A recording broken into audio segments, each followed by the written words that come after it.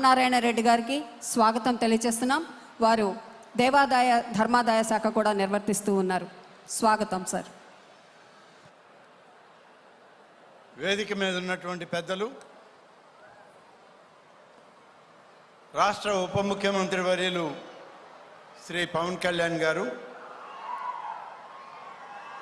సహచర మంత్రివర్యులు వీరాంజనేయ స్వామి గారు, వేదిక పైన ఉన్నటువంటి పార్లమెంటు సభ్యులు, సహచర శాసనసభ్యులు, అధికారులు, ఈ సమావేశానికి ఆహూతులైనటువంటి పెద్దలకు, అక్కలకు, చెల్లెళ్లకు, సోదరిమణులందరికీ కూడా, మీడియా మిత్రులకు ప్రత్యేకంగా పేరు పేరున ధన్యవాదాలు తెలియజేస్తున్నాను.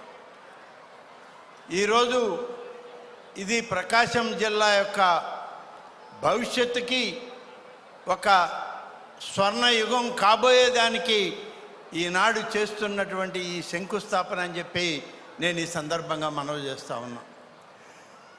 బాల వీరాంజనేయ స్వామి గారు చెప్పినట్లు 3 జిల్లాలు, గుంటూరు, నెల్లూరు, కర్నూలు జిల్లాల్లోని 3 ప్రాంతాల్లో ఉన్నటువంటి వెనుకబడిన ప్రాంతాలన్నింటినీ సమకూర్చి దశాబ్దాల క్రితం ప్రకాశం జిల్లాగా దీన్ని ఏర్పాటు చేయడం జరిగింది. కానీ అన్ని ప్రాంతాలు కూడా ఈ ప్రకాశం జిల్లాలో నాటి నుంచి నేటి వరకు కూడా ఇవన్నీ వెనుకబాటుతనంలో ఉన్నటువంటి ప్రాంతాలే, దాహార్తికి ఎదురు చూస్తున్నటువంటి ప్రాంతాలు. అదేవిధంగా ఇక్కడ దొనకొండ ఉంది, లక్షల ఎకరాలు ఇవాళ ప్రభుత్వ భూమి ఖాళీగా ఉంది.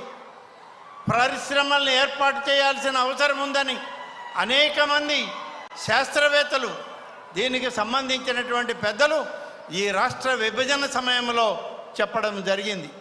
కాబట్టి ఇవాళ మనకు రావాల్సినటువంటి వెలుగొండ ప్రాజెక్టు పూర్తయితే ఆ ప్రాజెక్టు ద్వారా సస్యశ్యామలం అవుతుంది ప్రకాశం జిల్లాలోని అన్ని ప్రాంతాలు. కేవలం ఒక నాగార్జున సాగర్ కుడి కాలువ ద్వారానే కాదు, దొనకొండ ఈ ప్రాంతాలన్నీ రావాలి అని అంటే వెలుగొండ ప్రాజెక్టు రావాలి. వెలుగొండ ప్రాజెక్టుతో ప్రకాశం జిల్లా, ఈ జిల్లాని ఆనుకొని ఉన్నటువంటి నెల్లూరు జిల్లాలోని ఉదయగిరి, ఆత్మకూరు ప్రాంతాలకు కూడా సాగునీరు, త్రాగునీరు వచ్చేటువంటి అవకాశం ఉంది. కాబట్టి వెలుగొండ ప్రాజెక్టు యొక్క ప్రాధాన్యతని గుర్తించింది నేటికి కూటమి ప్రభుత్వం చంద్రబాబు నాయుడు గారి నాయకత్వంలో పవన్ కళ్యాణ్ గారి ఆలోచనతో అని చెప్పి ఈ సందర్భంగా మనవి చేస్తూ ఉన్నాను. జలజీవన్ మిషన్ అనేటువంటి ఈ యొక్క త్రాగునీటి పథకం గతంలో పెద్దలందరూ చెప్పారు, గతంలో కేంద్ర ప్రభుత్వం దీన్ని ఆమోదించి మనకిస్తే కేవలం 2,000 కోట్లు కూడా ఖర్చు చేయడానికి ముందుకు రానటువంటి ప్రభుత్వం నాటి ప్రభుత్వం అయితే ఇవాళ ఒక్క మార్కాపురం ప్రాంతానికే 1,290 కోట్ల రూపాయలను మంజూరు చేసి శంకుస్థాపన చేయడానికి సాక్షాత్తు ఉప ముఖ్యమంత్రి గారు పవన్ కళ్యాణ్ గారు ఇక్కడికి రావడమే ఈ ప్రాంతానికి మహాభాగ్యం అని చెప్పి నేను మీకు మనవి చేస్తున్నాను. ఇంతటి మహత్కరమైనటువంటి కార్యక్రమంలో ఉప ముఖ్యమంత్రి గారితో కలిసి ఈ రాష్ట్ర ప్రభుత్వంలో కూటమి నాయకత్వంలో పెద్దలు చంద్రబాబు నాయుడు గారి నాయకత్వం, సోదరు లోకేష్ గారి నాయకత్వంలో మేమందరం కలిసి పనిచేస్తున్నాం.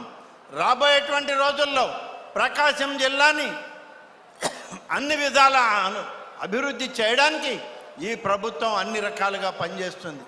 కాబట్టి ఈరోజు ఈ యొక్క త్రాగునీటి పథకానికి శంకుస్థాపన చేసే సందర్భంలో పవన్ కళ్యాణ్ గారు, వారికి తెలుసు, వారు చాలా కాలం ఆయన యువకుడిగా విద్యార్థి దశ అంతా నెల్లూరులో గడపడం జరిగింది.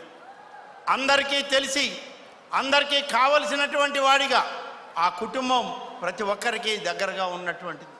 ఇవాళ ఇంత ఉన్నతమైన స్థానంలో పవన్ కళ్యాణ్ గారు ఇక్కడ ఉండి ఈ దేశానికి, ఈ రాష్ట్రానికి సేవ చేసేటువంటి ఒక మహత్తరమైన అవకాశం వారి తండ్రి వెంకటరావు గారు, తల్లి అంజనమ్మ గారు చేసినటువంటి పుణ్యం ఈరోజు మనందరికీ ఒక ముద్దు బిడ్డను ప్రసాదించారని చెప్పి నేను ఈ సందర్భంగా మనవి చేస్తాను.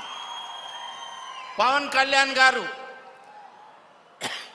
విద్యార్థి దశలో ఎంతో ఉత్సాహంగా ఆయన యొక్క కార్యక్రమాలు నిర్వహిస్తూ ఇప్పటికీ ఒక విద్యార్థిగానే రాజకీయాల్లో నిరంతర విద్యాభ్యాసం చేస్తూ ప్రజాసేవకి ముందుకు వచ్చినటువంటి వారికి తోడుగా ఎన్డీఏ కూటమి నాయకత్వం అంతా ఉంది. ఈ ప్రాంత ప్రజలందరూ వారికి అండగా ఉండాలి అని చెప్పి ఎన్డీఏ కూటమి నాయకత్వాన్ని మీరందరూ దీవించాలని చెప్పి కోరుకుంటూ సెలవు తీసుకుంటున్నాను. జై హింద్. ధన్యవాదాలు సార్.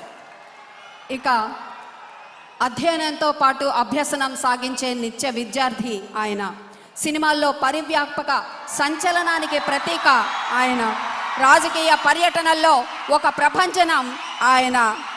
కొండ జాతి నుంచి ప్రతి ఇల్లు గూడు నుంచి సమస్యలు వెతికి